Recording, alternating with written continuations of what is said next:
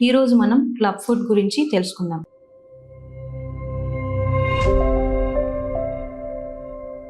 Hi అండి, నేను doctor Varshini, physiotherapist, మిత్ర హాస్పిటల్, విజయవాడ. అసలు క్లబ్ ఫుట్ అంటే ఏంటి? క్లబ్ ఫుట్ అనేది పుట్టుకతో వచ్చేది.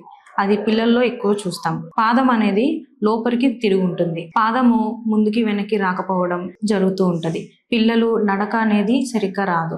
ఈ క్లబ్ ఫుట్ వల్ల నడవడానికి, నుంచోడానికి కూడా చాలా ఇబ్బంది అవుతుంది. సో ఈ క్లబ్ ఫుట్ వల్ల పిల్లలు కండరాలు అనేవి చిన్నగా ఉండడం లేదా బిగుసుకుపోవడం జరుగుతుంది. బిగుసుకుపోవడం, చిన్నగా ఉండేది అనేది ఎక్కువ శాతం పిక్కల్లో మనం గమనిస్తాము. సో ఫిజియోథెరపీ అనేది చాలా ఇంపార్టెంట్ అన్నమాట.